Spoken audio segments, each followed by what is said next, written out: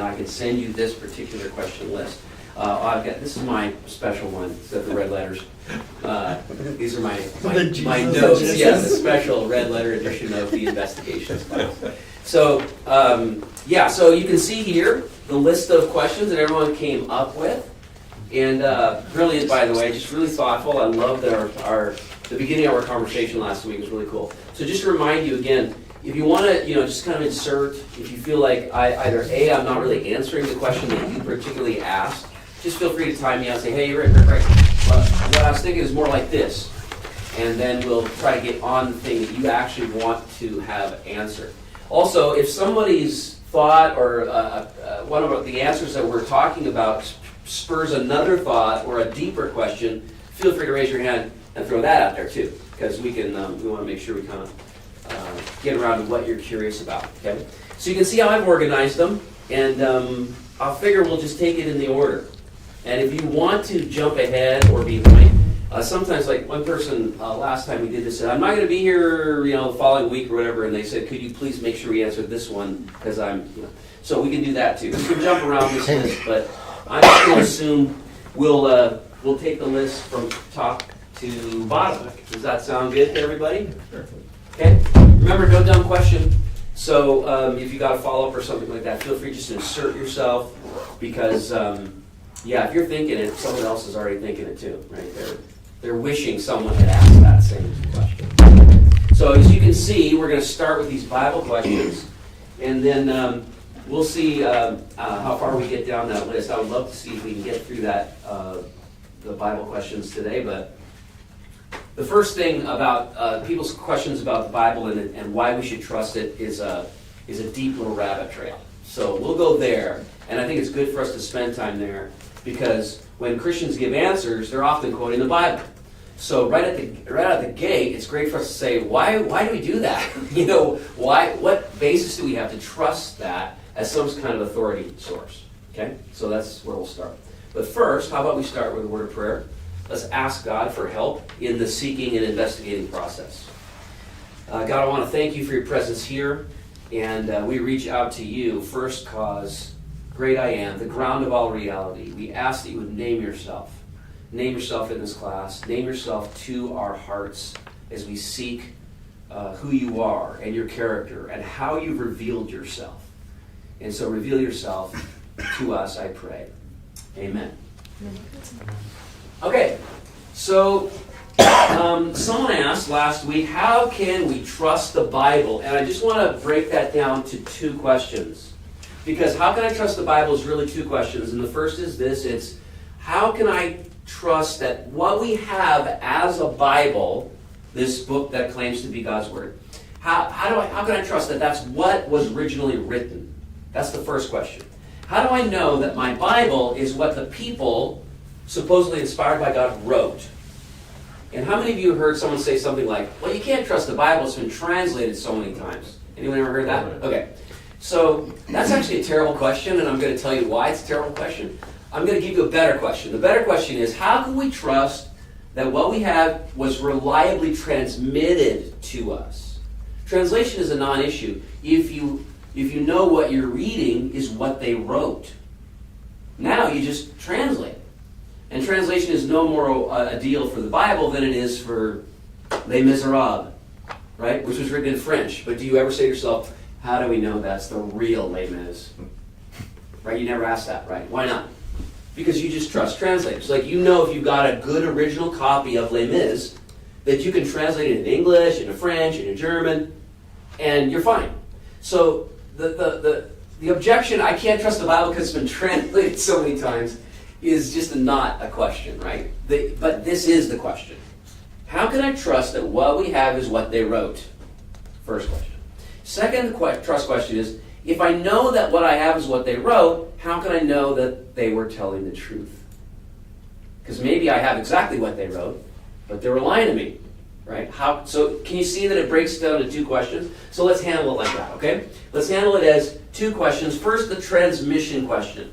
Now, here's another, probably a better objection when it comes to the problem of transmission, and that's the telephone game. How many of you played the telephone game before? Yeah, okay. So how does the telephone game work? I whisper something stupid in Lee's ear, something like, the Mariners are going to win the World Series this year. Something absolutely pie in the sky, crazy. Okay? Blue Jays are Totally. going to take it all.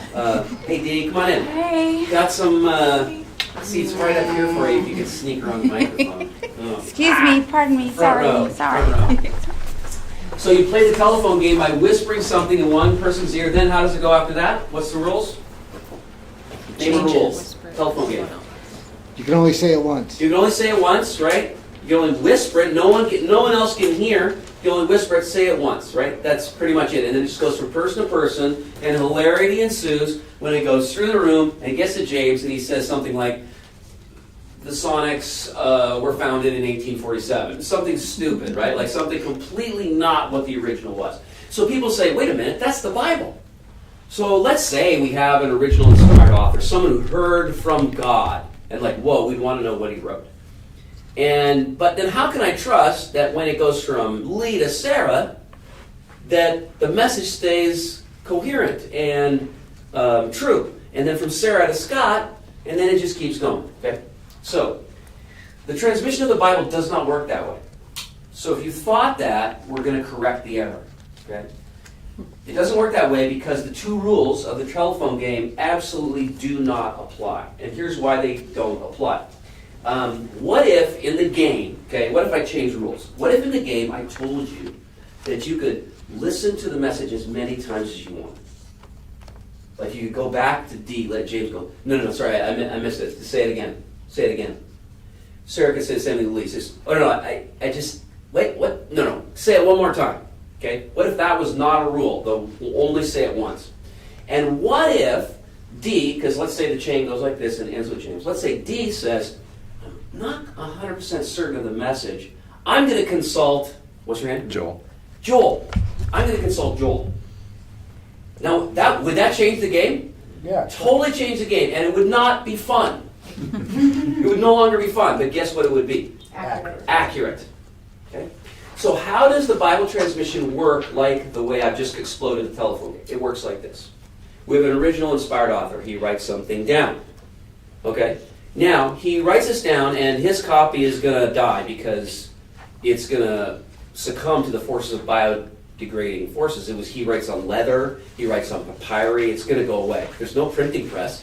So the only way it's going to get to the next generation, let's say Sarah, 1st century, Sarah, 2nd century.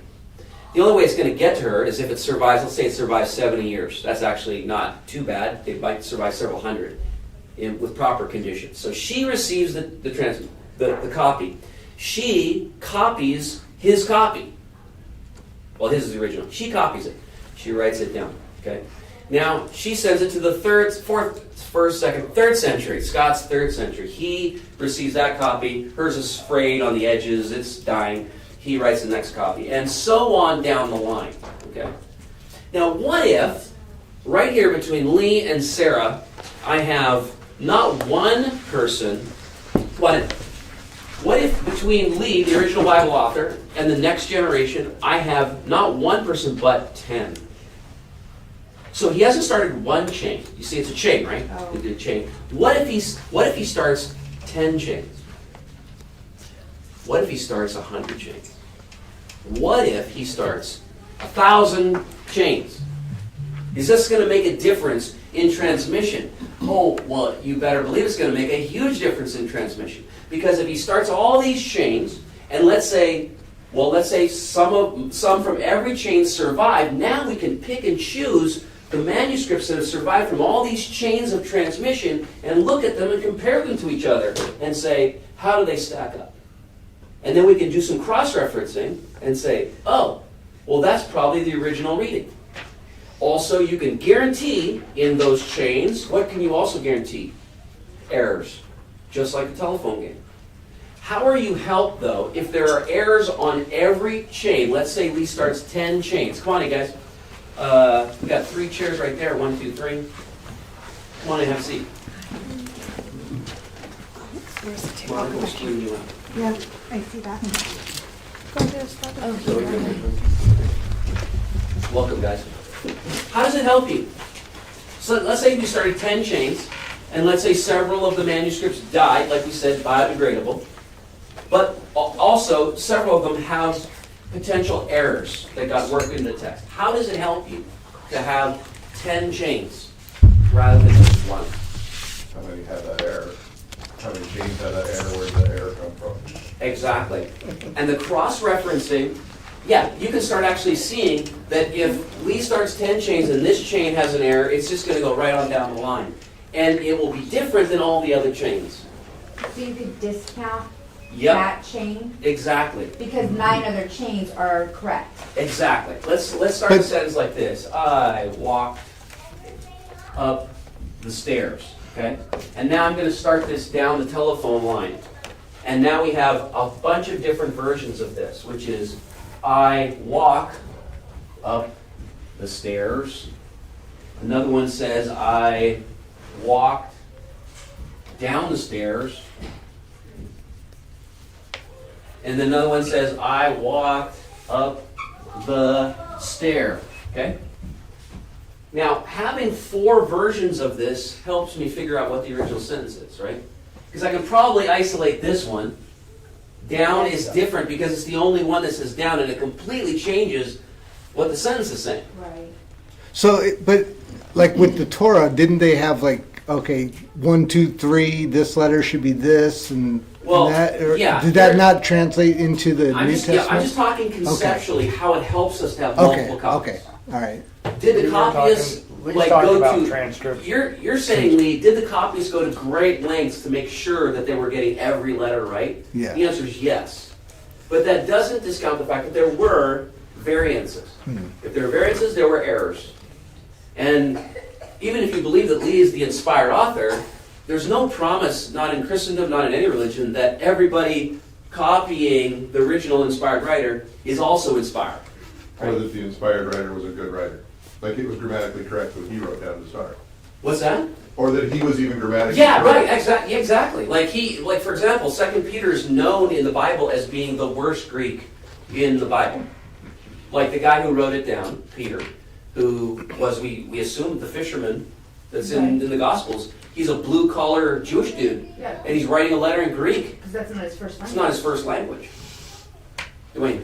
Is it typical for them to cite the scroll that they copied, like make a reference to, so that you could follow the line? Or did scholars do research to go, well, he knew him, so this was from his line? Like how would they be able to track those 10 different chains? They didn't track. What you Okay. what we do that.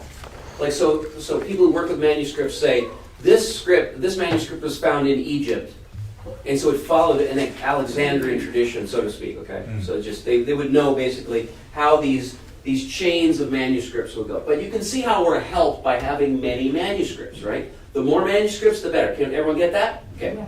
Now, this is going to be an obvious question, but I'll ask it. How does it help me to be able, remember in the telephone game, I'm not just stuck. If I'm James, I don't just get to talk to D. I can go back. How does it help me to get closer to Lee? How does that help? Closer to the original source. Why does that help? Less chance for error. Less chance for error, exactly. Because it is the telephone game, because as you're copying from century to century, from Sarah to Scott, Scott to Dwayne, and Joel on down the line, like, let's say we get to Monica, and she's a scribe, but she was a little bit too much of the communion wine that day, and she made a bunch of errors, let's say. So errors in her manuscript. But what if now we have that remain for us in history? We've dug them out of the ground. We have manuscripts from before Monica. Well, that helps us a lot, right? Because now we can get closer to the original, less chance for errors to creep into the text. Okay. Now, everyone understand the 2 principles: number of manuscripts and age, right? The older they get, James is young, he's brand new, he's baby. Sarah's old, you're ancient. Just what you wanted to hear today. You get it, right? New, less reliable. More time for Old, error. more reliable. Just more prone to error, less prone to error. Okay? Because there's just less The time. Mariners had 2 pickoffs recently. How the Mariners doing, Dwayne? Good? Trying to get Alright. the YouTube up. That If was anybody- a are you monitoring if there's questions on YouTube? All right. Yeah, I have a. That chance we could do. Okay, so now we're going to ask, how does the Bible do with this? Like, let's go specifically in the New Testament, okay? But before we go to the New Testament, let's ask about other ancient documents. So for example, Homer's Iliad. Ooh, that movie's getting ready to come out. Anyone read Homer's Iliad? It's going to come out as a movie. It's a fantastic ancient Greek story. And how many copies of that do we have surviving today in a museum someplace? Homer's Iliad. Like, of course, we don't have the original. It was written in like 400 BC. So we have no originals. How many copies do we have of Homer's Iliad? How many? 1 in 1050. We have quite a few. 643. How many know? The first entirety is like 1050, right? Like It could 30. be. These are partial or whole. Okay. Okay, partial or whole. And I'm sorry that my pens are not working. Copies. Number of copies of Homer. Oh my gosh, why do we keep pens that don't work? Okay. This is Homer. Okay? Homer's Iliad. How many copies? 643. Okay? Let's talk about someone else you probably would know. Caesar. Anyone heard of Julius Caesar? Yes. How many copies of Gallic Wars do we have? Julius Caesar. Do you believe this guy existed, by the way? Yeah. Who doesn't believe Julius Caesar was a real person in history? I'm gonna wait and see what James said. So, how many copies do you think? Just guess. 10. 4. We have 10. 10 copies of Julius Caesar's Gallic Wars. 10 surviving in a museum someplace. And keep in mind, partial or whole. By the way, we often use Julius Caesar's as a sort of typical example because this is the average. The average number of surviving manuscripts from antiquity is about 10. Okay? From 10, remember I just had 4 sentences here with 4 different errors. Some spelling errors, some grammar errors, some actual textual errors. Okay? Now imagine you've got 10. 10 to pick from to decide what the original reading was. Okay? Let's keep going. How about Livy? You guys know who Livy is? He's a Roman historian. How many of him? Livy? We've got 4. And most of what we know about early Roman history is from this guy, Livy. We got 10. How about Tacitus, another Roman historian, Tacitus? So all that you know from Roman history basically is these 2 cats right here. And Tacitus, we have 20. 20 copies, whole or partial, of him. Okay, so now let's go to the New Testament. Rick, Yes. New pen. Chad has something for you. Oh, thank you. Yes. Make sure it's not Permanent, yeah, I was going to say. New Testament. Okay, how many copies? Surviving copies. They live right now in museums, under glass, around the world. How many? 2,000. 5,800. If we add all of this is in the original Greek, but the New Testament was copied voraciously, crazy, like amazingly. You can see the difference here is just insane. The New Testament, the Christian community was so interested in getting this message out. They were so passionate about copying their documents that they copied it not just in Greek, but they copied it in all these ancient languages. So they copied it in Semitic, they copied it in Coptic, they copied it in Latin. And all of that within the first, let's say, 500 years. How many, if we go with all those other languages, not original Greek, how many copies do we now have? 20,000. 20,000. Okay, so let's play a little Sesame Street here. Thank you. It's a skinny one, but Whoa. it should work. Good catch. So Sesame Street, one of these things is not like the others, okay? One of these things is not like the others. And what does this do for us? Do all of these agree? No, they do not. That's the first thing skeptics will tell you. These copies, there's thousands and thousands of them. They do not all agree. What does that mean? That just means Monica's drunk. Right? In our analogy, you understand what I'm saying, right? The copyists were infallible. That's what that means. But how does the fact that we have 20,000 overwhelm the number of variant readings, which there are many? There are thousands of variant readings. You can error check. You can do what we did with those sentences. You cross-reference. And when you have that many, you can really cross-reference. What if I only had 2 sentences? I walked up the stairs, and the other one was I walked down the stairs. You're stuck, right? Which one? Yeah. How are you going to pick? Okay? So you are very much helped with the number of manuscripts. All right, well now let's go with the age, because remember that's the second most important thing. If we go back in the chain, we can really help our trustworthiness of transmission. So let's ask ourselves, what's the earliest copy from Homer's Iliad? Okay, so it was written, as we said, in 400 BC. Oh, this is nice, thank you. This one actually looks like it's gonna write. 400 BC was the original. When is the earliest copy? Just guess. Homer's Iliad, written in 400, 600. Of these 643, what's the date of writing of the earliest copy for Homer? 500 years later. Yeah. Well, actually, I got it wrong. It was written in 900 BC, and the earliest copy we find from 400 BC. It's really old. The span is 500 years. This is the best in antiquity. That's pretty much the best you get. I don't think that's the entire copy. No, this partial. That's the Yeah, partial. that's just a slice of it. Yeah. The first, as you said, I think you probably have the answer. Yeah. James, the first full copy of Homer is from when? 1050 AD. Yeah, 1050 AD. That's 1,400 years from the time of writing. So the first scrap, okay, keep in mind, right? Papyri, leather, right? We often find fragments. We find tiny little chunks, okay? So the first scrap of a copy of Homer that we find, the earliest is from 400. It was written in 900. How about Julius Caesar? Julius Caesar was written, Gallic Wars was written, they guess, between 144 BC. So let's split the difference and go 90 BC. What's the date of the earliest surviving manuscript that sits, got it in our hot little hand? It's in a museum someplace. It is 900 AD. 900 AD. The span is 1,000 years. What's that? That's 1,000 years of the telephone game. Okay? How about, what do we have next? Livy. How about Livy's Roman history, written in about 1480, right when Jesus lived. Written, let's say 0. Livy was written in 0, and the first hot copy we have in a museum someplace is also, 900 AD. So that's 900 year span. And then for, just to finish this up, Tacitus, written in 100. Tacitus written in 100. First copy we have is from 1100. 1100. 1,000 years. It's 1,000 years. 1,000 years between the time it was written and the earliest copy that we have. Now ask yourself, do you trust that these people existed?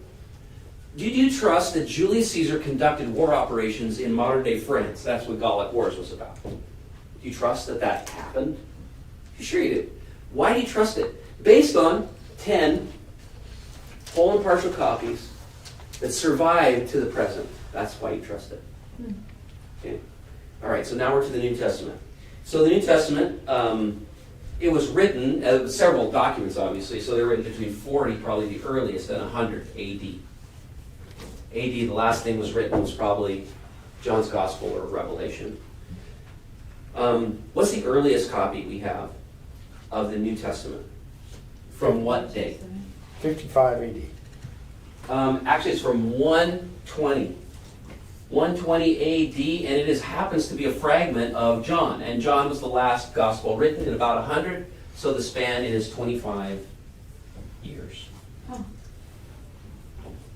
From the time that it was written to Yeah. the time of a copy. Time it was written to The first the copy. date of the date of writing of the earliest copy of John That we have. that we have, right? And we're always finding more, by the way. So this number, we first started doing this investigations class in the 90s, and this number was under 5,000. It just keeps going up because they just keep finding more. Although this number has not, interestingly enough. They haven't found any more from Homer. Now, what is this telling you? Is this telling you anything? Here's what it tells you. What you have is what they wrote. That's what this should tell you. If you ever say to yourself, I'm reading the Bible, here's the Apostle Paul, and he supposedly had a vision of Jesus on the road to Damascus, the blinding light, the whole thing, and you say, did Paul really write this? And so the next time you read that, you just kind of consult these numbers here, and say to yourself, yeah, pretty much, he wrote this. Now, is there still any any ambiguity, like because we said there's literally tens of thousands of manuscripts, and like we said, they don't all agree. So are there any parts of the New Testament that are still uncertain because there are so many different manuscripts? The answer is yes. So if you have a Bible, Lee, can you chuck me a Bible from over there? So any self-respecting Bible, if you got one in your hand, you can open it up in the New Testament and look at the footnotes. And so if you look at the footnotes on almost any page, you're going to read a little note that says, some manuscripts say. I just opened it up to John 13. Here, verse 17. No, it's 15, 17. Some early manuscripts say, and is. And I'm just going to give you the original here, or the one that they've rendered it. Verse 17, 17. Jesus is saying, if you love me, keep my commands. And I will send you an advocate, even, and here we go, the Spirit of truth. The world cannot know him because it neither sees him nor knows him, but you know him, for he lives with you and will be in you. That's the way they went with that rendering. But there's enough different manuscripts on that particular sentence that they decided to give you the footnote to let you know that several other manuscripts do not say, and he will be in you, but rather say, he will be, and he is with you. So there's enough. Do you understand what the discrepancy is? A grammar issue there. That there was enough differences. So enough scribes, when they were transcribing it, enough of them had a difference in the grammar. What the verb to be is, he will be in you or is in you. So it's future tense versus present tense.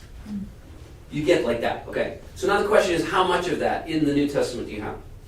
And the answer is, I actually used to know the number of lines, okay? So the New Testament is a certain number of lines and a certain number of disputed lines. And then you just compare them and do a little math, right? And the math would tell you the percentage of the text that's in dispute. That is like, we're not sure, okay? And the answer is less than 1%. Homer's Iliad, keep in mind, we got partial and whole fragments, 643, about 5%.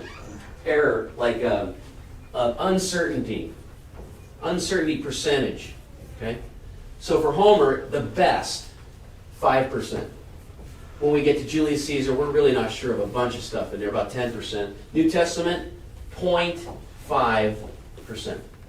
So half of 1% of the text is uncertain. And none of it has to do with like critical Christian doctrine. Like there's no part of it that goes, oh, this copy says Jesus wasn't the Son of God, and this one says he is the Son. There's nothing like that. Like we said, like you just saw, there's grammar, there's spelling. Often it's called a thing called pious error. So you say, what's pious error? A huge percentage of this percentage is just a scribe. He's copying, let's say he's copying Matthew. Okay. Now, do you know anything about the three Gospels, Matthew, Mark, and Luke? If you do, you know that they used each other. They used as sources. So they have very similar stories about Jesus. Okay. So let's say he's copying Matthew, and it's a story about Jesus walking on water. And he knows, because scribes are highly paid people. They were like our computer engineers.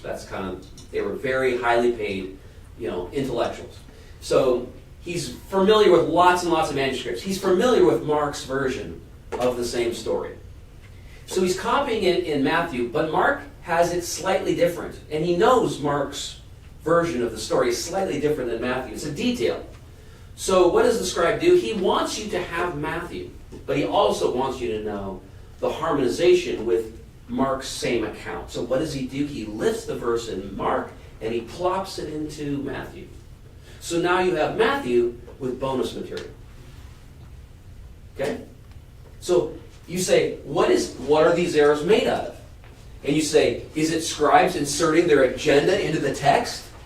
No. Most of the errors are what we call pious errors. They're a scribe. Keep in mind, nobody had Bibles in the 300s. You didn't have a fully bound Bible. What you had was maybe your church, under persecution most of the time, had a a copy of several of the books of the Bible, okay? So if you had a book, if you had Matthew, but you knew there were other Gospels, the scribe says, hey, guess what? You don't get Mark, but I'm going to give you a couple of bits of Mark and I'm going to throw it into Matthew. Then another scribe picked up that and didn't recognize it was Mark with bonus material and just inserted it into the text, and down the chain it went. And that accounts for several. But those are identified, right, Rick? Yeah, you'll see Like- it again in the footnotes. Yeah. In the footnotes. The most significant ones that you might be familiar with, okay? Because nobody's familiar with he will be with you, he is with you. No one's familiar with that. But I bet you're familiar with the Lord's Prayer. Okay? So how does the Lord's Prayer go? Our Father who art in heaven, hallowed be thy name, thy kingdom come, thy will be done on earth as it is in heaven. Forgive us our trespasses. We forgive those who trespass against us, and lead us not into temptation. What happens next? Deliver us from evil. But deliver us from evil, and then what happens after that? For yours is the For kingdom. thine is the kingdom, the power, and the glory forever and ever. Amen. That is a pericope added by a scribe. We think.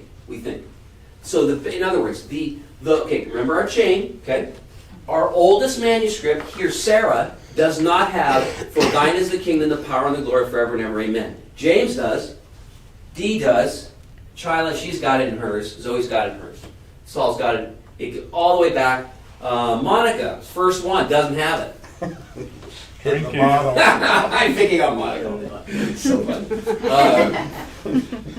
Okay, so if you're a translator, or you're putting the text together, which do you prefer? Do you prefer James' copy, or do you prefer pre-Monica? What do you prefer? Tell me. Earlier. You prefer pre-Monica, so you go with earlier. The oldest copies of Matthew do not have the ending, the long ending of the Lord's Prayer.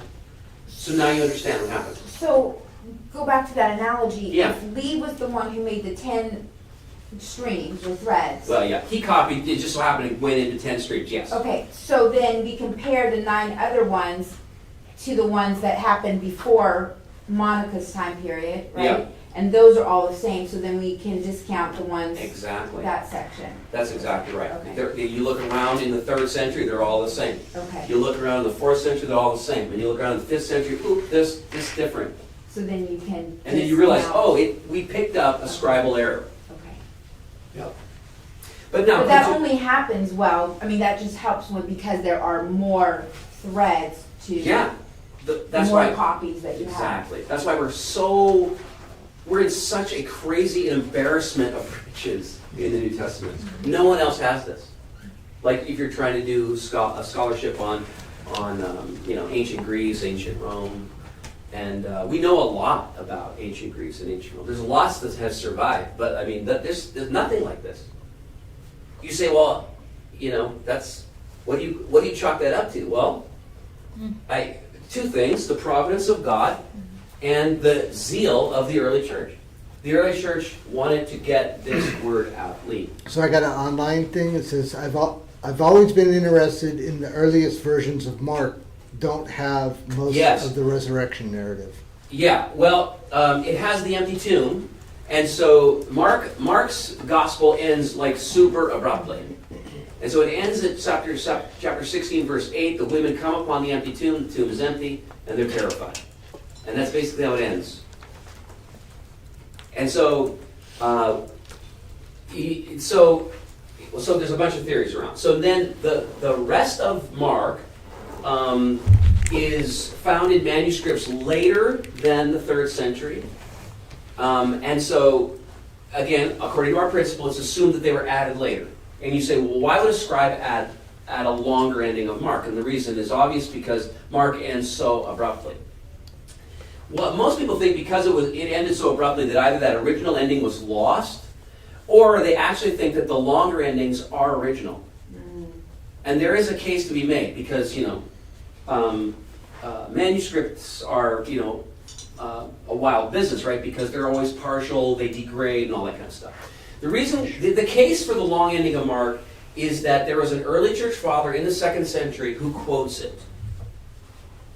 So the church father quotes Mark, and then quotes from the long ending of Mark, which is only found in manuscripts that are linked. So what's this church father referring to? He's referring, obviously, to a copy of Mark that had the long ending. So that's the case for the long ending. Now, when you look at the long ending, you say, well, what's in it? Is the author being like crazy? No, all they're doing is just inserting scripture from other Bible verses. So, for example, it just has a summary of the ending of Matthew. It says, preach the gospel to all nations. It has a little thing about what Paul did when he stuck his finger in a fire and a viper grabbed him. And so sort of reference to that, and a couple of different references to Acts. So the long ending of Mark is actually just summarizing. If we're right about our theory of scribal pious error, they're just grabbing other parts of the New Testament documents to make the ending of Mark more cohesive, less abrupt. Okay? So the long ending of Mark is the most significant, longest portion that we are unsure of. The other one, and I'll just throw this out there just for the sake of just so you can just kind of look at them. I'm not ducking anything. The story of the woman caught in adultery, that is also not in the earliest versions of John. So most scholars believe that it's not original to John. John did not write, when he's writing the story of Jesus, he did not include the story of the woman who's caught in adultery, and then he writes something in the dirt, and he says, go and sin no more. Okay? Any questions about that? Questions about how the Bible got to us, whether you can trust it or not? So what we have what they wrote. There's just no question about that. We have what they wrote. So the question now is, are they telling the truth? And, well, the short answer to that is we don't know. But what you can do is you can test on things where they're telling the truth about other detail, and then on things you can't test, then you can just say they're roughly reliable. Like, so for example, they say Jesus was the Son of God. How do you test that claim? You can't. But they said that Nazareth is 3 days' journey from Jerusalem. Can you test that? Yeah. You can test that, right? They said that Quirinius was governor of Syria. Can you test that? You can test that. So, along those lines, how can you test? Well, when you test the Bible on other areas of truthfulness, you find that the testimony is early. So 1 Corinthians 15, it's written down in 55, but it's a creed that was almost certainly traced itself back to the 30s. So it's super early. And what does the creed contain? He says, I delivered what I received, I delivered to you, Paul says, that Christ Jesus died according to the Scriptures, and he was raised on the third day according to the Scriptures, that he was seen by Cephas, and by James, by the other apostles, by 500 others, most of whom are still alive, though some have fallen asleep. And lastly, as to one abnormally born, he also appeared to me. That was written down in 55 AD. No one disputes that. So early testimony. Eyewitness testimony. Luke says, I consulted eyewitnesses. Embarrassing testimony. You say, why would embarrassing testimony be a mark of truthfulness? Because they'd want to cut it out. Because they want to cut it out. There's a ton of embarrassing material in the New Testament. You say, what's embarrassing? The disciples being painted as like satanically inspired, for example. Remember the line where Jesus looks at Peter and says, what does he say? Get behind me, Satan. This is the lead apostle, by the way, upon whom he's going to build the church, and he calls him satanic. That's embarrassing, man. There's other things that no one's ever been able to explain. Like when Mary sees the risen Jesus in the garden, and she grabs onto him, he says, woman, do not hold on to me, for I have not yet ascended to the Father. And no one knows what that means. But it's in there.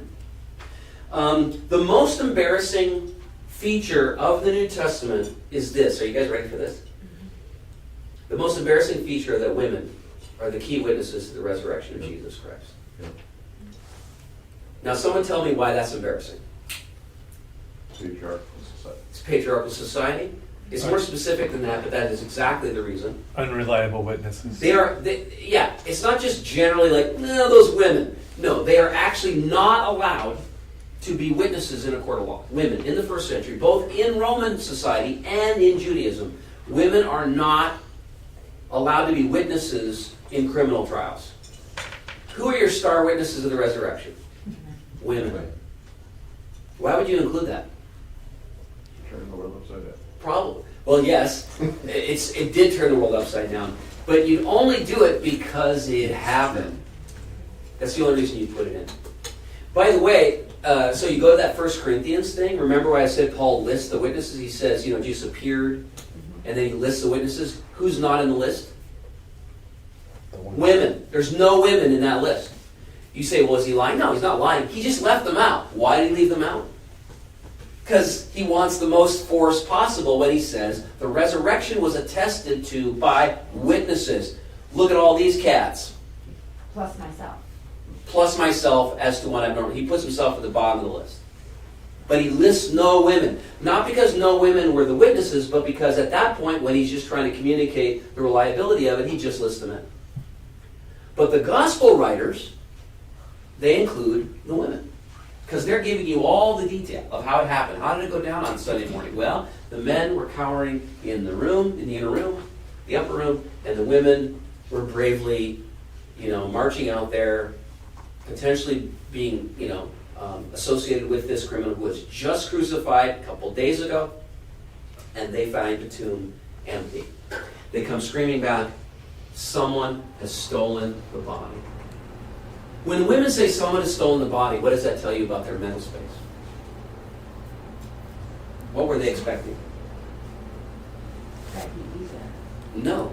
Well, yes, they were expecting that he'd be there. Which means they weren't expecting The resurrection. the resurrection. That's what that tells you. The way one pastor liked to say it, I think this is quippy, he says, nobody expected nobody. Nobody expected. The disciples did not expect an empty tomb. Okay, so environmental is another environmental witness. Okay, what does environmental mean? It means, I'm going to introduce you to a fancy word. Are you guys ready for a fancy word? Who's ready for a fancy word? The Gospels have verisimilitude. Verisimilitude. So you actually know what this word means if you break it down. Vera comes from veritas, which means true, and similitude is like similar. It's okay. So it has the truth. So the gospel writers are similar to the context that they're writing about. Now you say, well, why does that matter? Well, because there are all sorts of writings about the first century that do not have verisimilitude, which teaches you, or that proves that they weren't written in the first century. So what a lot of people assume about the New Testament is that it was written late by people who are making something up 200 years. Okay, we actually have Gospels that are like that. They're called the Gnostic Gospels. They were written late, and they were making crap up. How do you know they were making it up? Because they do not have, here's the word, say it with me, verisimilitude. Now, how do you know they don't have verisimilitude? Okay, you find verisimilitude in really banal details. You find it in, for example, the geography, list of town names, personal names. How many town names are listed in the Gnostic Gospels, which were all written in the late 2nd century? How many town names are listed? 2. Nazareth, Jerusalem. How many town names are listed in the 4 canonical Gospels, the one are in the Bible? Like dozens and dozens. How many personal names are listed in the Gnostic Gospels? Well, a whole bunch, as it turns out. But it turns out that knowing the personal names of an era that you're not familiar with, neither geographically nor historically, is harder than it seems. Imagine you were going to try to make up a story. Let's say we're going to write a fiction story. Saul, you and I are going to write a story. And the setting is France. And it's in the 1800s. Okay. Now we need to come up with some names of the town or the geographic area that our story is going to take place in, and the name of our lead character. Okay, so go ahead. Let's start with the town. Where are we going to have it? Paris. Paris, that's the only town you know, right? So the gospel writers, you know the town that they knew? Jerusalem. That's the one they knew. Well, there's dozens and dozens of towns in France, right? So that's the only one we can. Okay, so we'll fake it. We'll put our story in Paris because it's the only town we know about. What's going to be the name of our lead character? Marcus de Lapete. Marcus de Lapete. So Marcus. We're going to say Marcus, or we might have gone with maybe Pierre Jacques or something like that. Okay, 100% guarantee you've got, and let's say you have now a list of 10 character names and you just made it up based on what you think you know about French culture. Guaranteed you got almost all the personal names, the popularity of them wrong. Guaranteed.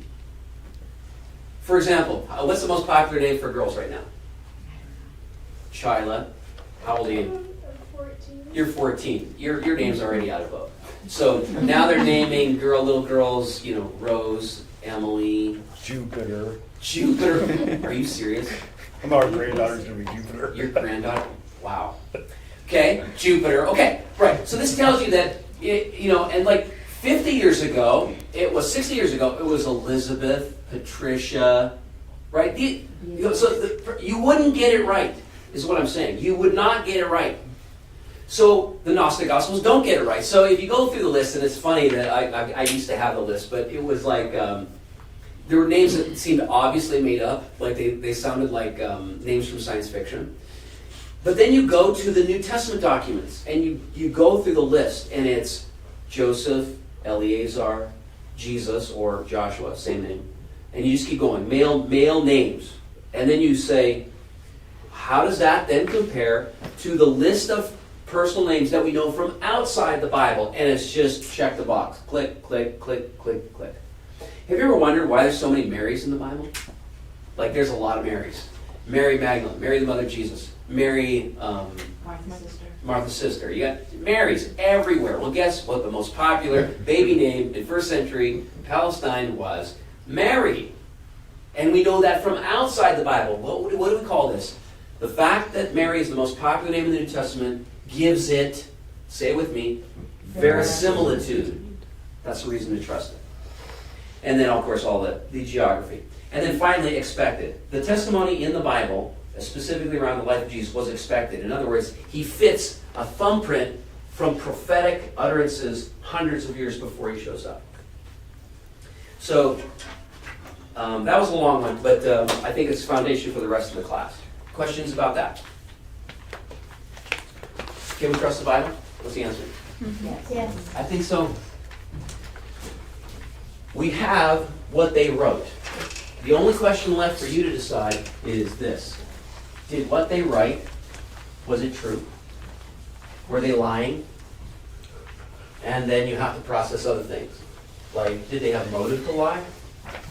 Did they show other reasons for being truthful witnesses? All right, so no more questions on that? Okay, let's keep going. Okay, so which versions of the Bible are accurate or unreliable? So now we've laid this foundation, we can move. So once you have a Greek New Testament that's built on the best, that is to say the oldest manuscripts, the task now is translation. Oh, and I was going to bring, I have a Greek Bible. I'm going to bring it next week. You're going to love it. You just fire through the Greek New Testament, and then you see the footnotes in the Greek New Testament. It says all the manuscripts it's built on. All translators work on a scale, okay? And the scale is this. The scale is word for word. And over here, thought for thought. So that's what a translator is working on. Now, you say, why wouldn't they all go word for word? And I'll tell you why they won't all go word for word. Let me give you a verse, okay? This is the original, 1 Peter chapter 1, verse 13. I'm translating every Greek word. I'm translating every Greek word one for one, okay? Gird up the loins of your mind. So that's why you might not go word for word. Why? Because do you understand what that means? Does anybody in this room understand what that means? If you haven't studied it, you don't. You know why? Because nobody girds up their loins anymore. Now, those are all English words. They're not foreign words. We know what loins are. What are loins? The inside of your thighs. What does gird mean? Gird means to gird up. Okay, so what does to gird up your loins mean? It was a reference in the first century culture where people wore long cloaks to prepare themselves to run. So you gathered up your skirts and you roped them through your legs and tied them around your waist. That was called girding up your loins. Okay? So if you don't know that, you don't know what gird up your loins means. So if you're a translator, You go one for one. Gird, up, loins, of mind. Okay? There's really 3 words in that sentence. Gird up the loins of your mind. Thank you, Sarah. So, gird up the loins of your mind is not, it's a great translation because it's word for word. It's one to one. You're getting all the words. You're not getting any fluff, nothing extra. Do you understand it? No. Okay. So then thought for thought gives you a little bit of interpretation in the middle. So the NIV translates the same sentence. Okay, think about what gird up your loins. What are you doing when you're girding up your loins? You're getting ready. Okay. So the NIV translates the same verse. Prepare your minds for action. Now, is the word action in the verse? Nope. Is the word prepare in the verse? Nope. But is it accurately communicating the meaning of the verse? Yes. It is, and now you understand. So now you understand the philosophy. So translators have to work along this spectrum. Wow, look at that pen, it works. So they have to work along this spectrum. Okay? So, a bad translation is bad because of a bunch of different reasons. Number one, the translators have not kept up with evolving word meanings. So the KJV, some people that's like their favorite translation, and it's so pretty because you have the Queen's English, right? The thous and the these and the its and all your verbs. Sarah doesn't like it. No. Okay. Well, there's a reason why, right? Because it's hard to understand. Not just because the way we speak is so much different, but because words evolve. And some of the words that meant one thing to King James in 1570 when it was translated do not mean the same thing in 2026. So that could be a bad translation, not because it was bad originally, but because translators, that's why we need new translations. New translations aren't like some weird way to change the Bible. New translations in spirit are ways to keep up with language which evolves, okay? The second way you get a bad translation is the translators have not been transparent with their credentials. So every good translation, and you guys are holding one in your hand, right at the very beginning, you get a list of the translators, generally. So the NIV text is, it gives you a sense of their philosophy. Generally, it also will give you a sense of their philosophy, and where you can kind of, get in touch with the translating team. Okay. One particular version of the Bible, the New World Translation put out by the Jehovah's Witnesses, never let the credentials of their translators be known. And that matters a lot because alone among the translations of the New Testament, the deity of Jesus is diminished and basically expunged in very clear cases. Like, for example, John chapter 1, verse 1. What does the original Greek say? In the beginning was the Word, and the Word was with God, and the Word was God. And what does the New World Translation say? In the beginning was the Word, and the Word was with God, and the Word was a God. And one little word inserted in there and makes a mountain of difference, right? Now we have polytheism, right? We got some wild new doctrine. So that would be interesting. We say maybe they got it right. Well, we don't know because they won't let their names be known. So their credentials were not let known, and almost certainly it was because they didn't have credentials, right? They didn't have credentials because almost every single one of their renderings, especially as it relates to the nature of Christ, is not shared by any Greek scholar. So you just gotta, basically say, if your credentials are out there, we know that you know New Testament Greek and can translate it effectively. I've seen in a couple of them though, where like if it's the NIV, if their Bible is not the men's NIV, they may not have the translation credentials because they're already referencing somebody else's NIV. Like they don't have, so like I'm guessing it's like, don't stress that your book doesn't have that page. They may just say, Yeah, for example, in fact, as I was sitting there, I'm looking at this one does not have a list of the translators. Yeah. But you can easily find them, right? So they are known. So that matters because if you got a wild new translation that is not consistent with the majority, with the consensus view of Greek New Testament scholars and linguists, then we got to know why you think yours is better. Third reason why you got a bad translation is the translators have inserted too much interpretive license. In other words, they've gone right off the deep end here. Okay? As we said, good translations can insert some interpretive thought for thought to help you convey the meaning of the text. But sometimes if you insert so much that now you've clouded the meaning because you've inserted too much. So these are called paraphrases. Paraphrases are not translations. They are, what's the word? They are fluid renderings that are often expansive. So if you've read the Message, it's a paraphrase. Now, I still read the Message because the author is one guy, not a whole team, and he told you what his purpose was, and he, I think, humbly admits that there are going to be probably places where he's not keeping to the strictest meaning of the original Greek. But there are other paraphrases that are very fluid and therefore inaccurate, right? They're going too far afield of the original, like the Living Bible is one of them. It's sometimes great to read. Why do people do this? Why do they make paraphrases? Well, they make it to make things readable. This is unreadable. This is almost always less readable. This is more readable. That's why they make them. It's like a Sunday school version. It's meant to be a little bit more of a story lesson. Yes, and then they add more words. By the way, your New Testament has very few words, and it has a very limited vocabulary. So, like sometimes one word has 4 or 5 meanings. Your Old Testament's worse. Way worse, because Hebrew has very limited vocabulary. Yes. So the Passion. So Living Bible over here, and the Passion Bible, just inserted with interpretive, what's the word? Interpretive gloss. License? Yeah, they've taken a lot of license, okay? Does it make sense? Question about translations. If you wondered which one you should be reading, there's a bunch that are in the middle, okay? So NLT, Living Translation. The NIV is basically right down the middle of this. The ESV is close here. The KJV is super word for word. The NASB, the New American Standard Bible, okay? And then moving this way, you get, over here, what did I say? Yeah, the Message, thank you.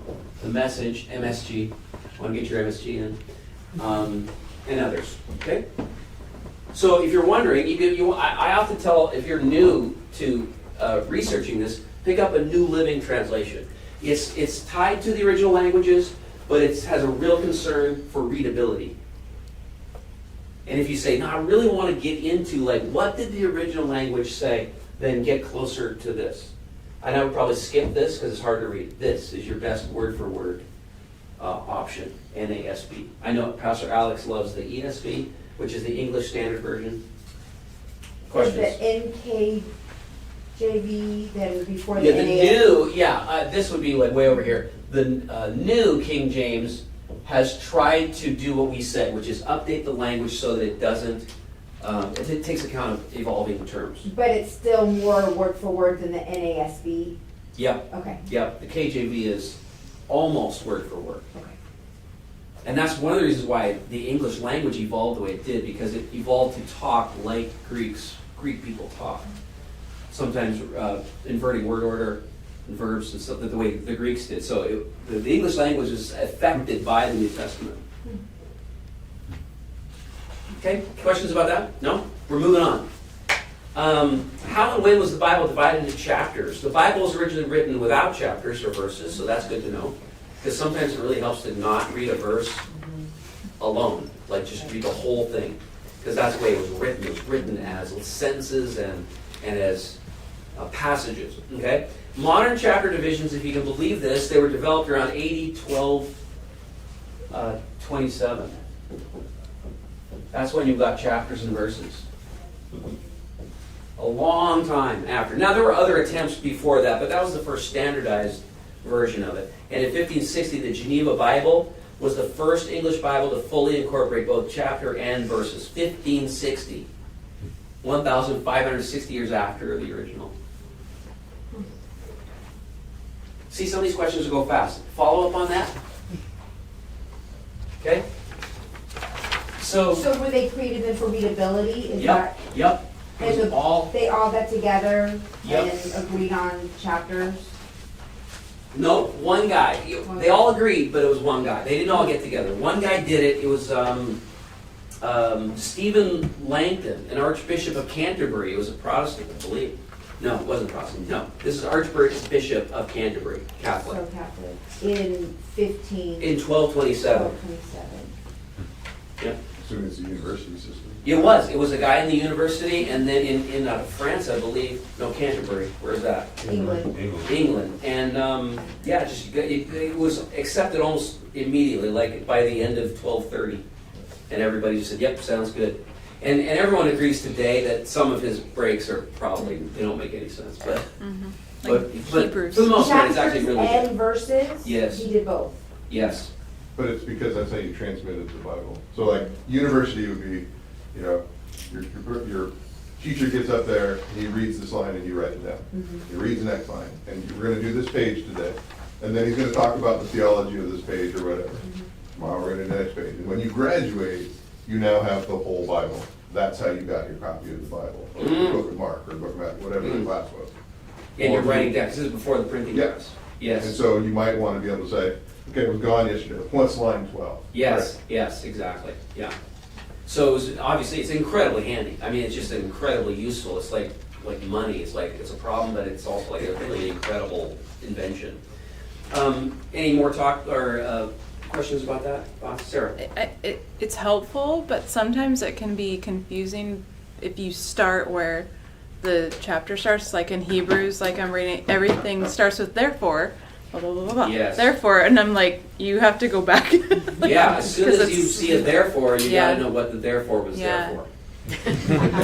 Yeah, exactly. And so to do that, you gotta go back. Yeah, rewind. Yeah. But that's just good Bible study, what Sarah just said. So do not yank something out. Remember, it was not written as verses. It was written as sentences, sure, and you know, you can pull out a thought. It's very helpful. And poetry in the Old Testament breaks down into verses really beautifully because it's thought, it goes thought, and there are breaks, right, that are obvious, and those became the verse breaks. But as Sarah says, sometimes unhelpful because it causes you to leave out context. Zoe, you had a question. So you just did it randomly? What's that? Pretty much you just chopped up the verses? No, randomly is way too strong a way to say it. Because if you just imagine you could take a letter of the New Testament and just take all the chapter verses off of it, there would be some really clear breaks. Like for example, all of Paul's letters have two very clear breaks. He talks theology and then he goes practical. And it would be very obvious to say, this is one section, this is another section. So they're not random, right? They're not random. Line length relatively the same? Yeah, actually, and a couple of outliers. So, for example, Psalm 119 is the longest chapter in the Bible. It's massive, but that's only because that's the longest psalm. So that was a natural chapter break. You couldn't chop it up without violating the author's intent. It was that big. It was just that big of a song. Very long song. So the Canterbury guy, Yeah. he not only, he translated it from the Greek to English? We know nothing about whether he didn't need to translate But it. he did the He chapters. just broke up the chapters, yeah. Probably he was working with a Latin copy. And then honestly. did he then also do the chapter headings then? And No. Okay, so chapter headings, that's brand new. Chapter headings are from the 70s. really? Like, so the NIV, I think, was the first translation to create chapter headings. So the headings, okay, so someone throw up a heading, go into the New Testament, and give me a heading of a section. Many touch him and are made well. There you go. That's not in any Bible before the 1970s. Wow. Huh. Okay? Okay. That's not in any Bible before the 1970s. These are all just helps. They're just helps, To help exactly. you find How many of you things. have a study Bible? Any of you have a study Bible? Okay, several of you. So that's got tons of notes, and they're just basically expositions, helpful insights on every single verse. Guess what? None of that was written before the 1990s. Study Bibles weren't around when I was a kid. The best we had when I was a kid was Interlinear, which was a cross-referencing Bible. So it said, this verse is attached to this verse. And that's all it would give you. It would just give you a note. You know, if you read this verse and you go note, and then it would send you to another verse. Right. And that's all we got. So study Bibles are brand new. But by the way, some of what we're talking about in terms of the scribal tradition was the study Bible. It was a guy so he writes down. So by the way, that long ending to the Lord's Prayer, do you think that a scribe just invented that? Nope, he pulled it out of the Bible. So again, it's like study notes. So a prayer of David in Chronicles basically goes something like, "For yours is the kingdom and the power, to you be the glory forever." And he just lifted it and dropped it in. So it's study notes. So a lot of these scribal errors were not scribes just inserting their own random junk. I have an agenda. I am now the divinely inspired author. No. The scribal community as a whole had incredible reverence for the text. They wanted to preserve it. Their interest was you getting it, not you getting their spin on the text. Why is the Bible not arranged in chronological order? Well, the Old Testament specifically was arranged by genre. And so this is the genre. The Old Testament is arranged like this: history. That was my question, Rick. And Yeah. as soon as I asked it, I go, oh, I already know the answer. So that's embarrassing. History, Somebody or poetry. question. So we just keep going. Poetry and prophecy.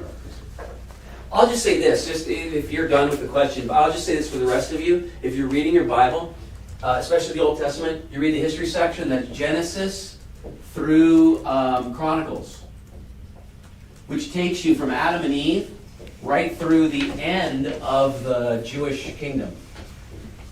Okay? Now, that line of history, all of the poetry and all of the prophecy fits in there. And just this is a beautiful thing about living in 2026. Ask the Google, give me a chronological reading of the Bible. And it will give you all a chronological reading. So you'll read Genesis 1 through 10 or whatever, and you'll maybe get to, you might read all of Genesis before you get to anything else. Then you'll get to Exodus, and then all of a sudden you'll jump into the Psalms, because one of the Psalms was written by Moses. Okay? And then you'll get into the Kings, and then you'll get to, like, I can't remember which one. Oh, let's say Hezekiah, and then all of a sudden you're going to read all of Isaiah. Yeah, YouVersion has you can do this on YouVersion. I just did it last year, where you read the whole Did you thing. find it really cool? It was, Like I'd never done it insightful, that right? way, and it was super interesting. Right? Because you go, oh, that prophet spoke into this context. So you must not get the feeling like, oh, okay, all this history happened, then they wrote a bunch of songs, and then a bunch of prophets showed up. That is not how it happened. Job is really early in there. I feel like there's a few in Genesis and then jumps to Job. Yeah, yes. Job is probably the first written, but it's not the first in the Bible. It's the first in the poetry section. Job. Okay, let's keep moving if no one else really wants to explore that. But let's go to the next one, which is a huge issue. How was the Bible put together? So the church fathers give us lots of insight on how they did it. Like, they tell us what they were thinking. Okay? And this is really important. First, dispel a misconception. Common misconception is that they came up with this inspired list, and that they were critical to the putting together of the inspired list, and that they made the list awesome. And that's not the way it goes. You should think about it like this. They did not come up with a list of inspired books. They did not come up with an inspired list of books. They came up with a list of inspired books. And let me give you an illustration to figure out how this goes. Let's say you and I were to get together, and we're going to list the best NBA players in history. And James is going to have a list. Dee's going to have a list. She's going to not know. Who's on the list? At least one person on the list. Michael Jordan. Yes. Mark, who's on your list? Kobe Bryant. Kobe Bryant. Oh, Kobe. Got someone on your list? LeBron James. LeBron! You guys are going to have to fight it out over it. That's a generation war right there. But guess what? If we all come up with a list, I bet you we're all going to come up with the top 5, maybe even 9, and then we're going to quibble between 10 and 15. Okay? Now, is our list making the players awesome? Scott, I should ask you because you're the basketball player. Is our list making them awesome? No. They're just awesome. They're awesome. They're awesome.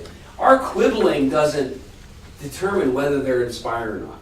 We're just trying to figure out which ones are inspired. We're not inspired. The books are inspired. We're not awesome. The basketball players are awesome. Okay. If you can understand that, you can understand how the canon of Scripture was put together. So they asked 3 questions to say which books are, use my stupid word, awesome, okay? Inspired is the right word. Number 1, is the book traceable back to an apostle? Why is that a really good question to establish whether it should be in the Bible or not? Legitimacy. Yeah, legitimacy, eyewitness, close to Jesus, knows the first-hand account of what the gospel's supposed to be, right? Or why would we put into the Bible what somebody thinks about Jesus from the 6th century? But an entire religion is based on that. Which religion am I talking about? Islam. Islam is based on a version of Jesus that was thought up in the 600s. So 700s. Thank you. 720, yeah. Which So- then I think is older than Julius Caesar, right? Or was that? Oh, way newer, Newer. younger, Older. way younger. That's what I meant. Yeah, but a longer distance from Jesus. than Jesus was from Julius Caesar. Yeah, for sure. Okay, so number 1, was it connected to an apostle? They wanted eyewitness authenticity, first generation authenticity. Number 2, is in agreement with known apostolic authority, and they knew that from the writings of the fathers. And number 3, was it widely used and accepted by the church majority? In other words, was it widely distributed and accepted by the church? In other words, this is another way of saying the church got to vote. Like if it was something that they thought, this might be but the church wasn't using it, then it was highly questionable. So what was universally accepted and distributed amongst the church, okay? These were their criteria. Now, several lists then were made of these books. Now, understand, the lists aren't making, everyone gets it? The lists aren't making the books just exist. The lists are just compiling the books and saying, this belongs on the inspired list, this doesn't. Okay, so in the 2nd century, so around 140, there was this cat named Marcion. And everyone's going along in the New Testament church, and I can tell you this for a fact, everyone's going along thinking the 4 Gospels are absolutely the Word of God. This defines the life and times of Jesus right here, and all the letters of Paul. Okay, everyone. Then this guy comes along and says, all the Gospels are bunk, except Luke. Luke is cool. And the letters of Paul, and nothing else. No John, no Peter, no Hebrews, no Revelation, nothing. He accepts the letters of Paul and Luke, and that's it. And the rest of the church went, what? It was the first time they even thought about canon. Can you believe that? It was 100 years after Jesus, and it's the first time the church said, wait a minute. What are the inspired books? Because we've all been just moving along like we know. Because they're just reading copies. Because they're reading copies, and parchments, these things are right? getting distributed, and they claim an authority in the church, and because of their association with apostles, they just read them and accept them. Now a guy comes along, and he's kicking all these books out of the club. And who is he? Just He's a bishop in Rome. bishop. Yeah, he's an important person, like as far as the church goes. He's a bishop in Rome, and he says, yeah, this is the real Bible. Oh, here's the other thing. Old Testament, right out. He kicks the Old Testament out of the Bible. No Old Testament. Why? Because it was written by those filthy Jews. He was an anti-Semite. And not just that, but he believed that the entire Old Testament was written by a sort of Loki-like demigod. What? Yeah. So basically, the Old Testament is a reversey world. So the Gnostics, if you were a hero in the Old Testament, you were now a villain. And if you're a villain in the Old Testament, you are now a good guy. Sounds like Disneyland. Everyone hear that? Please scrub that for the record later. So, Disney now so Cain, infiltrated our system. one group of the Gnostics were called the Cainites. Why? Because Cain was their favorite guy. Okay, they're called the Cainites. In the New Testament, guess who their favorite character was in the Gospel? Judas. Judas. There's a Gospel of Judas. Does everybody know that? There's a Gospel of Judas written by the Gnostics, late 2nd century. And it has all the problems that I already said. It doesn't have verisimilitude, it's not eyewitness, blah, blah, blah, blah, blah. But one of the things it notes is Judas is a hero. Because why? Because Judas is going to free Jesus. into his true spiritual self. Remember, the Gnostics are, their name comes from gnosis, which is knowledge, which is where we get our word for knowledge. There's secret knowledge. So Judas, by betraying Jesus, frees him into his spiritual identity and true intimate knowledge. He's a hero. So, one of those guys, a Gnostic, becomes a famous leader in the church, has a whole different canon. Oh, by the way, sorry, what does canon mean? Did we say last week? I think we did. Canon means ruler, okay? So he says, these are the only two things that rule, measure up to inspire. Everything else, out. So the church said, no, that's not going to work. So the first canon was called the Muratorian canon in about 180. And it was a response to this guy. 40 years later? Yeah, but it works slow. It's slow. There's no internet. You can't call Yeah. Yeah. What'd you say? someone. Can't call someone. You can't call it. You want to Exactly. get the bishops together from They the were, middle. this guy's in Rome. People didn't know that he had a crazy canon in Alexandria for 30 years. Or 10, whatever. You know what I'm saying? Yeah. Okay, it worked really slow. So, what was Muratorian canon like? Well, it's just like your canon, except there's some differences. The Muratorian canon left out Hebrews, James, and 3 John. So remember our list of NBA players? It's like we were quibbling. So he added stuff back in, but left those three out. And when you say added stuff in, remember he just went back to a pre-Marcion time when that was what the church was just doing. Marcion was the radical here. Marcion is doing something no one is expecting. He is prompting a response.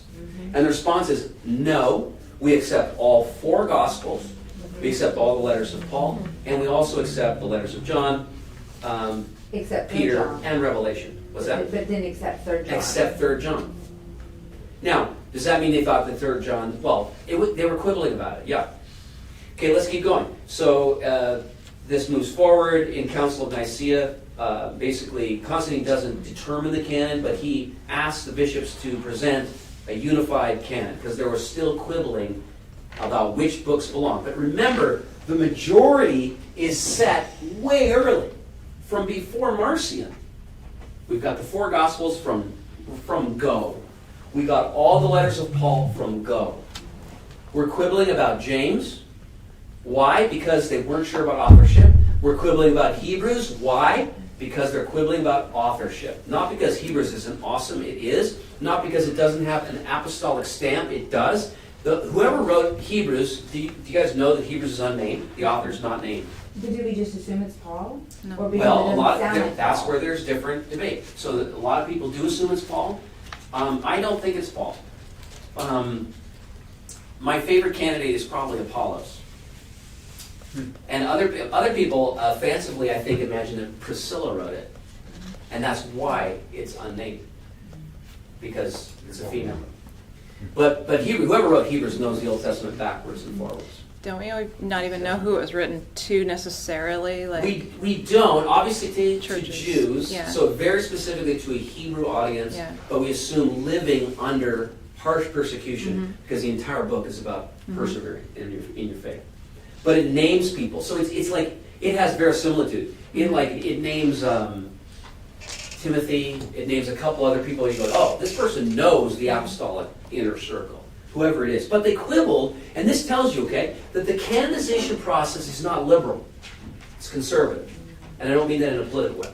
I mean that they're not just saying, throw in the books, right? It's like, we're protecting the standard. The integrity. That's what and that's what rule means. That's what canon means. We're protecting this. Hey, how about Hebrews? Well, who's the author? Well, it's not named. Okay, well, we're really now not sure. And then they had to debate about it, and they said, well, but it seems like it belongs to the apostolic community, and maybe Paul wrote it. It looks like it definitely has Pauline theology in it, and so, okay, it's in, right? But there was debate about that book. There was debate about several others. And then finally, when you get to 397, the Third Council of Carthage, the canon contains everything you have in your New Testament today. But it's the Catholic, right? Like it's the one based on the Greek translation, and then until you have like the Protestant Reformation, and they go back to the. You're talking about the Apocrypha. Yeah. And that's not what we're talking about. We're talking about the New Testament. There was never any debate about the New Testament Apocrypha. The New Testament Apocrypha, James, is all those Gnostic Gospels. That's the apocryphal literature in the New Testament. In the Old Testament, the apocryphal literature is all that stuff written between the Old and New Testaments. And That's that after was, Malachi. that was debated, but only much later. The items can go into after- that later. The items after Malachi?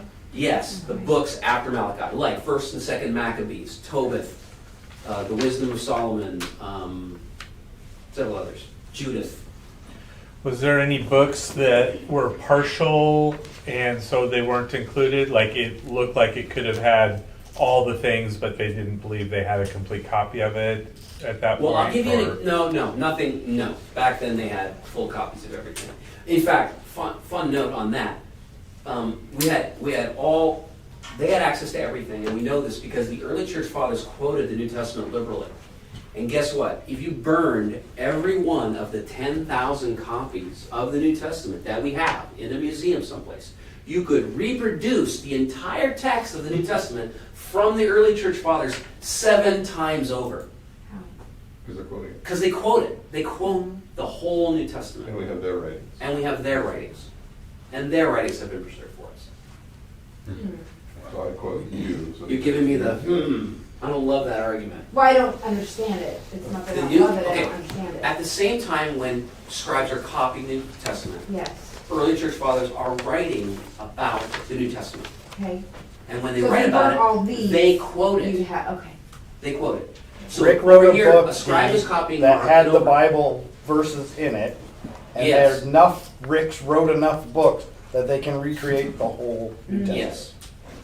We can recreate the whole Bible from their quotations of the Bible. Does that make sense? Okay. Whole New Testament. The whole New Testament, yeah, and the large portions of the Old as well. Because, by the way, the Old Testament, it was part of the canon of the New Testament church. This was a radical view.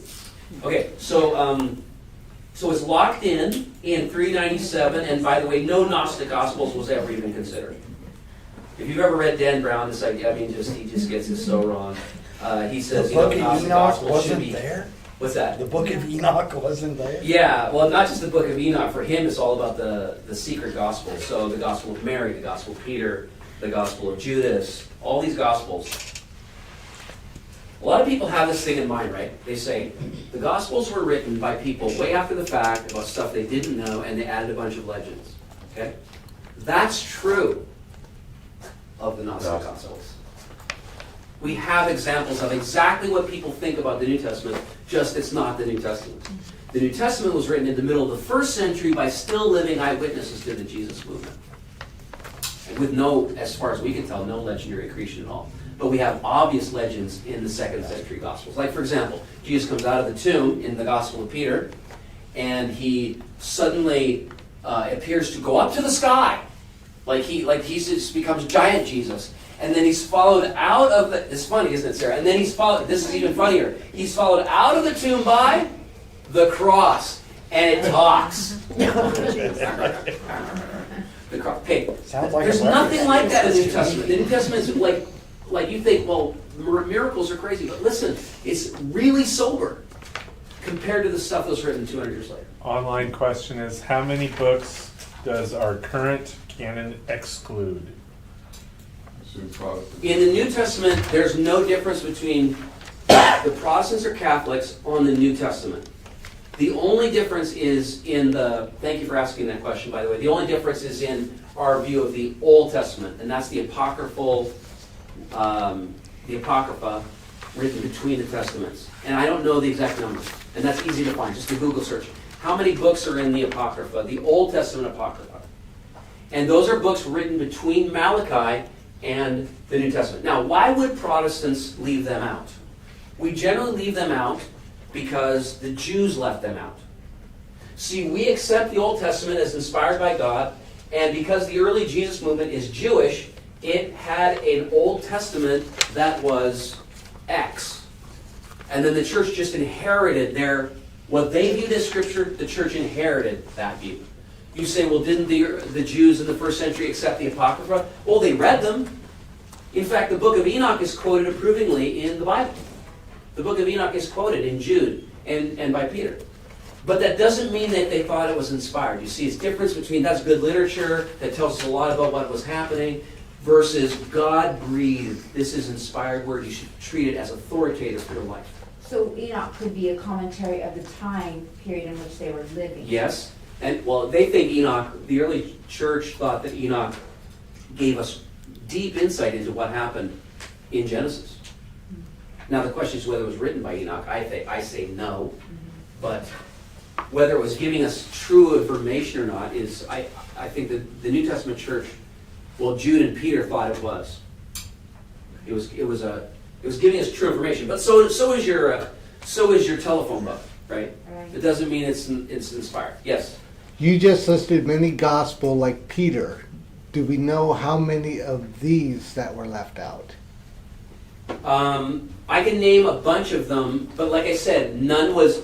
To say that they were left out gives them too much credence. To say that they're left out assumes that they were sitting there in a race, and the canonical Gospels won the race, and they were just a little too slow. They were never in the race. They were never considered. They were never considered. Now, to your question, how many? I don't know exactly, but I can name a bunch of them because I've read them. The Gospel of Mary, the Gospel of Peter, the Gospel of Judas. I think there's a Gospel of Philip. Thomas. There's the cross gospel, which I think is the Gospel of Peter. Gospel of Thomas, thank you. Gospel of Thomas. Say again? There might be no. Barnabas is there's a shepherd of her. Okay, yeah. So anyhow, put a bow on that. So sorry, I don't know the exact number, but I've given you a bunch of examples, and you can look them But up. that also gives credence to the ones they picked, because some of those would be more supportive if you were trying to create a church, like theirs. Yes. But not as valid. They couldn't prove the validity, so they. Exactly. Yes, exactly. So right, think about that. A Gospel of Judas, a Gospel of Peter. Well, for goodness sakes, it gave authority just by putting the name on it. And in fact, they used those names because the other names were taken. Yeah. Yeah. Are they kept somewhere? Oh yeah. In fact, we discovered some of them we didn't even know. We didn't have full copies of them until a dig at Nag Hammadi in Egypt. And in this dig, we used to only know about them from the early church fathers who refuted them in writing. Okay, so some of them were like, "Hey, there's apparently a gospel floating around named this," and we didn't have a copy of it until the 1940s. So you're asking, do we have copies of them? Yes. So you should just ask to Google where the gospels are that were found at the Nag Hammadi dig site, and there were a bunch of them found there. So what that gave us is firsthand. Oh, this is what the Gnostics believed. It was actually really helpful. Okay, let's keep moving. I have Shall we a keep question. moving? We're almost done. Monica, this will be the last thing. There's mention in like Proverbs that talks about not adding to the Bible, right? Yes. So how does that play into this? Well, the most obvious verse I think you're referring to is in Revelation. Yes. Yeah. Okay. Yeah. So Revelation is the last book, probably, that was written. Okay. So, and let's be very sober about that, because what Revelation is talking to is about the words of this book, this prophecy. So Christians will sometimes lift that verse that says don't add or take away and apply it to the whole Bible. And that author is not saying that. Okay. Okay, so let's play out what you're saying, Monica. Let's say we found another letter of Paul. Would we put it in the Bible? We know for a fact that there are letters that Paul wrote that are not in the Bible. 1 Corinthians says, in the letter that I wrote. And you go, wait a minute. You're writing a letter. That means there's another letter. Okay? In the letter that I wrote.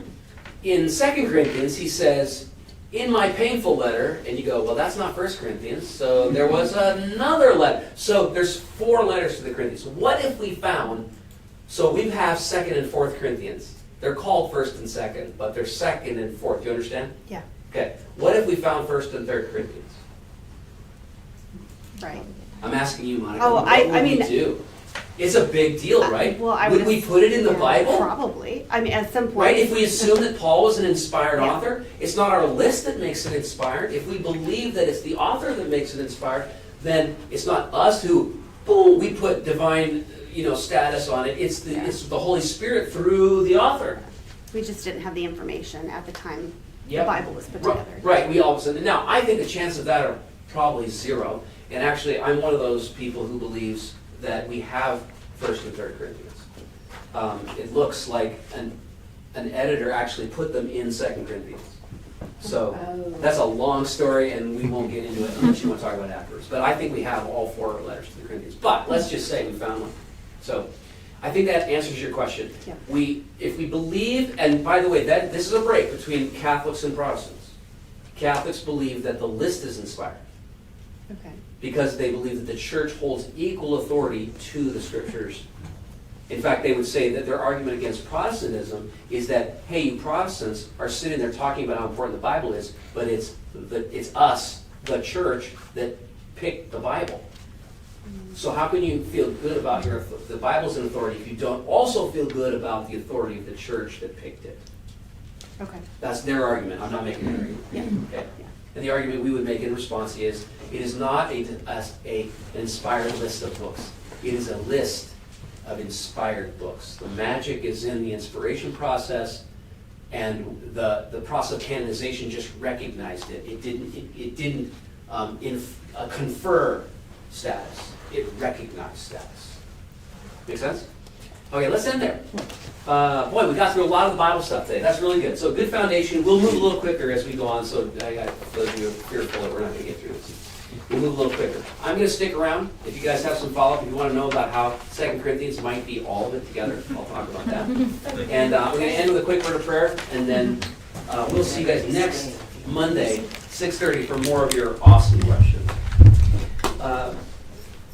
God, we seek you, and we are going to do what Jesus said. We're going to ask, and we're going to seek, and we're going to knock, and we're going to believe that you want to reveal yourself to every earnest seeker in this room.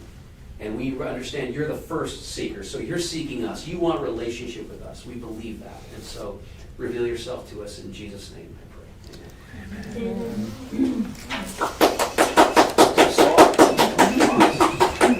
Stop it. References to the knowing it's the wrong period of the day. They're all in they're all in Are you serious?